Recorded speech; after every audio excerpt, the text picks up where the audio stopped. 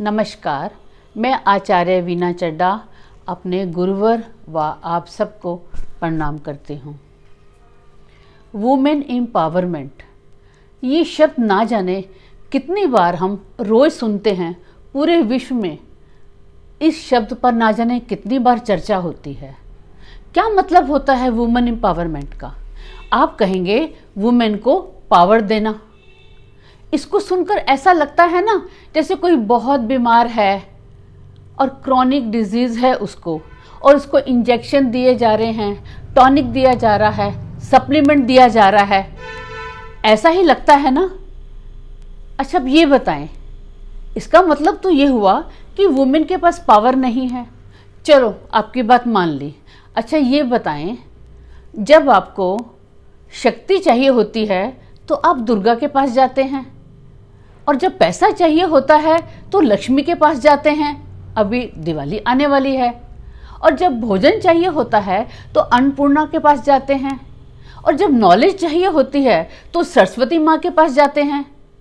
इसका मतलब तो कि हमारी नारी, हमारी ये सभी देवियाँ, उनके पास सब कुछ है। और जिस देश में यत्र नारी पूजनते तत्र देवता वाली बात हो, तो यहाँ तो नारी शुरू से ही अपना स्वयंवर तक खुद चुनती आई है। और हमारे देश में तो महारानी झांसी की रानी और रजिया सुल्तान जैसी हमारी रानी हुई हैं, जिन्होंने देश तक को संभाला है। तो इसका क्या मतलब हुआ? आप कहेंगे, हाँ, वो बात तो पहले की थी, लेकिन आज तो स्थिति फर्क है। तो अब आप बताइए, उनको एम्पावर करने के लिए क्या किया जाएगा? आप कहेंगे उनको बराबर की शिक्षा दी जाए। आप ठीक कह रहे हैं। हम अपने बच्चियों को, बेटों को, बेटियों को एक जैसा पढ़ाते हैं, डॉक्टर बनाते हैं, सीए बनाते हैं, वकील बनाते हैं, कलाकार बनाते हैं, बराबर की शिक्षा देते हैं। और उसके बाद जब शादी का टाइम आता है तो हम कहते हैं कि हमने तो सब कुछ करा दिया, अब जैसी इसकी मर्जी होगी ससुराल वालों की, उन्होंने नौकरी करानी होगी तो ठीक है। और जब शादी होती है तो पेरेंट्स ही कहते हैं, उसको क्या ज़रूरत है नौकरी करने की, घर में सब कुछ है, बहुत खाते पीते घर से हैं, बहुत संपन्न हैं। तो इसका क्या मतलब हुआ? इसका मतलब तो ये हुआ कि हमने जो एजुकेशन दी थी उससे इनके पास एम्पावरमेंट तो आई नहीं। आप कहेंगे, ठीक है, इसका मतलब ये हुआ कि जब कोई लेडी, कोई महिला इंडिपेंडेंट बनेगी, फाइनेंशियली इंडिपेंडेंट बनेगी, तो उसके पास एम्पावरमेंट आएगी। अच्छा, ये बताएं, हमारे देश में तो शुरू से ही नारी पैसा कमाती आई है। हमारे यहाँ हमारी जो लेबरर हैं, वो अपने 1 महीने के बच्चे को भी अपने कपड़े में बांध के सड़क पर जाती हैं और काम करती हैं। और खेतों में काम करने वाली महिलाएं शुरू से ही खेतों का सारा काम संभालती हैं। मुझे याद है, जब मैं बैंक में थी और मैं विजिट के लिए गाँव में जाती थी, तो मैं देखती थी कि जेंट्स तो सभी ताश खेल रहे होते थे, हुक्का पी रहे होते थे, बतियाते थे, और लेडी सारी वहाँ पे काम करती थी, खेतों में भी काम करती थी, और गाय भैंस से रिलेटेड सारा काम करती थी। और जो लेडीज़ इस तरह के काम नहीं भी करती हैं, सुबह उठने से लेकर रात के सोने तक जो इन दीवारों को घर बनाती हैं, जो सुबह से लेकर रात तक अपने घर के सभी सदस्यों के सपनों को पूरा करती हैं, किसी को सीए बनाना है, किसी को डॉक्टर बनाना है, किसी को कलाकार बनाना है, किसी को वकील बनाना है, और कोई बीमार है पूरी उसकी नर्सिंग करनी है। लॉकडाउन में आप सबने देख लिया कि हमारी नारी सुबह से लेकर रात तक कितने काम करती है। कोई ऐसा मेल पूरी दुनिया में जो लेडीज़ के इस काम को मनी टर्म्स में कन्वर्ट करके दे सके? किसी के पास इतना पैसा नहीं है ना कि उसकी कीमत को लगा सके जो नारी सुबह से रात तक काम करती है। तो इसका मतलब कि नारी तो शुरू से पैसा कमा ही रही है। अब आप कहेंगे कि एम्पावर का तो ये मतलब हुआ अगर किसी के पास बहुत पैसा है, लग्जरी है। चलो, मैं उनकी बात भी बताती हूँ। मैं बहुत सी ऐसी लेडीज़ को जानती हूँ जो कि बड़ी बड़ी गाड़ियों में घूमती हैं, हर साल अब्रॉड घूमने जाती हैं, डायमंड और गहने पहनती हैं, उनके नाम पे बहुत प्रॉपर्टी हैं, लॉकर में खूब पैसा है, लॉकर की चाबी भी उनके पास है और चेकबुक पे उन्हीं के साइन होते हैं, चेकबुक भी उनके पास है। ऐसी लेडीज़ के साथ मेरा बहुत वास्ता पड़ता था जब मैं बैंक में थी। और मैं कभी उन्हें गलती से ये कह देती कि आपके पास तो सब कुछ है, जब वो डॉक्यूमेंट साइन करने के लिए आती थी तो मैं पूछती थी साइन क्यों कर रहे हैं, तो वो कहती थी हमारे हस्बैंड ने बोला है जाके पेपर पे साइन कर रही है और हम साइन कर रही हैं। अगर मैं उनको ये बोलती थी कि ये कोई नीडी पर्सन है, उसको 5,000 रुपया देने हैं, वो कहती थी हाँ हाँ कोई प्रॉब्लम नहीं, हम दे देंगे, लेकिन पहले पति से पूछना पड़ेगा, क्योंकि हम तो खाली पैसे हमारे पास होते हैं, पैसे तो हमारे हस्बैंड के हैं। तो इसका मतलब हुआ कि वो भी एम्पावर नहीं है। तो अब आप पूछेंगे कि एम्पावर कैसे होंगे? क्या आपको लगता है गवर्नमेंट की तरफ से कोई कोटा फिक्स करके रिजर्वेशन देकर क्या उससे एम्पावरमेंट आएगी?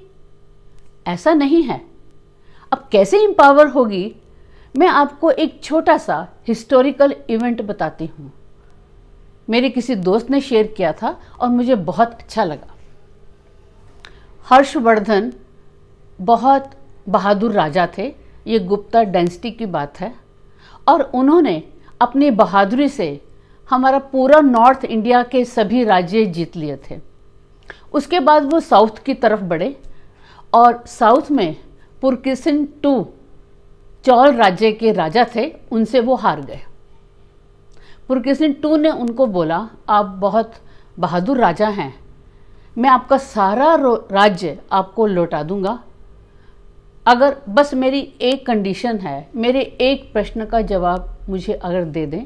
और उस प्रश्न के जवाब के लिए उन्होंने 1 महीने का टाइम दिया। और प्रश्न क्या था जानते हैं? ये प्रश्न किया कि औरत सबसे ज़्यादा प्रसन्न कब होती है? ध्यान से सुनिए, औरत को सबसे ज़्यादा खुशी कब मिलती है? ये प्रश्न था।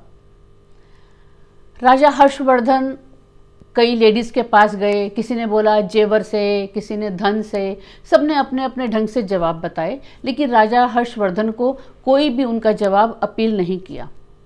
फिर किसी ने बोला कि एक जादूगरनी है, बूढ़ी जादूगरनी है, और वो इसका जवाब अच्छे से बता पाएगी। राजा अपने मुख्यमंत्री के साथ उस जादूगरनी के पास गया। वो बहुत बूढ़ी थी, चेहरे पे बहुत झुर्रियाँ, बहुत बदसूरत, बड़े बड़े उसके टूटे हुए दांत, यानी देखकर ही डर लग जाए, ऐसी वो बुढ़िया जादूगरनी थी। उन्होंने अपना प्रश्न रखा और जादूगरनी मुस्कुराकर बोली इसका जवाब मैं ज़रूर दूंगी, लेकिन मेरी एक शर्त है, आप दोनों में से किसी को मेरे साथ विवाह करना होगा। मंत्री ने तुरंत बोला हाँ हाँ मैं शादी करूँगा। राजा ने कहा नहीं नहीं, तुम अपनी ज़िंदगी क्यों ख़राब कर रहे हो? तो मंत्री बोला कि इतना मैंने आपका नमक खाया है, क्या मैं अपने देश के लिए एक छोटी सी कुर्बानी नहीं कर सकता? उसके बाद जादूगरनी ने जवाब दिया, उसको ध्यान से सुने। जादूगरनी ने बोला जब कोई स्त्री अपनी ज़िंदगी का कोई अहम फैसला खुद लेती है, अपनी लाइफ में, अपनी ज़िंदगी के बारे में जब वो खुद निर्णय लेती है, सबसे ज़्यादा प्रसन्नता उसको तब मिलती है। मुझे लगता है आपको जवाब मिल गया होगा। वो निर्णय चाहे किचन में क्या पकना है वो हो, कोई प्रॉपर्टी खरीदनी है वो हो, उसने अपना कोई पार्टनर चुनना है वो हो, या उसने कोई जॉब लेनी है, कोई अपना काम करना है, या खुद ही वो अपनी इच्छा से बोले नहीं नहीं मैं अपने घर में रहना चाहती हूँ, अपने बच्चों को देखभाल करना चाहती हूँ। वो निर्णय कोई भी हो सकता है। जब वो निर्णय लेती है उसके पास पावर तब आती है, उसको एम्पावरमेंट बोलते हैं। अपना निर्णय खुद लेना, इसके लिए किसी गवर्नमेंट की तरफ से कोटे की ज़रूरत नहीं, रिजर्वेशन की ज़रूरत नहीं, कहीं से बूस्टिंग की ज़रूरत नहीं, कुछ ज़रूरत नहीं है। क्योंकि हमारी नारी के पास बहुत पावर है, उसके पास शक्ति है, उसके पास नॉलेज है, उसके पास ज्ञान है। बस उसको क्या देर है, अपने इन पंखों को फैलाने की देर है। एक बार अपने पंख फैलाएंगी तो अपने सपनों की ऊंचाइयों को तुरंत पहुंच जाएंगी। एक बात मैं आपको और बता दूं, जिस घर में स्त्री के निर्णय चलते हैं वो उस घर में बहुत शांति होती है और वहाँ के पुरुष भी बहुत रिलैक्स होते हैं।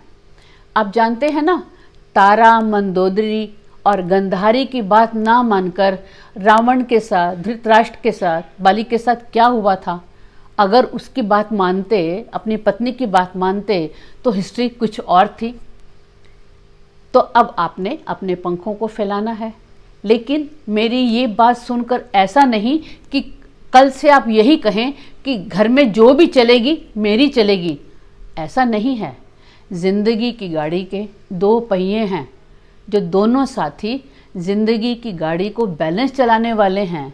किसी भी मुद्दे पर, अहम मुद्दे पर दोनों को अपना विवेक विचार करना है, और जिसका भी विवेक सही हो, जिससे कि प्रोग्रेस हो, विकास हो, उसको आपने चुनना है। और वैसे भी हम नारियों के पास तो कुदरत की तरफ से और भी अधिक शक्ति है। हम लोग ज़्यादा उदार हैं, हम काइंड हैं, हम में प्रेम है, सहानुभूति है, एक दूसरे को समझने की शक्ति है, सिक्स सेंस है, इंट्यूशन है। हमें कुदरत ने अलग से भी पावर दी हैं। तो आप एम्पावर्ड हैं। अपने मन में ये ठानिए कि मुझे क्या करना है, अपने मन में विचार करें और जो अपने सपने हैं उसका निर्णय खुद लें। हमें एम्पावर होने के लिए कहीं देखने की ज़रूरत नहीं।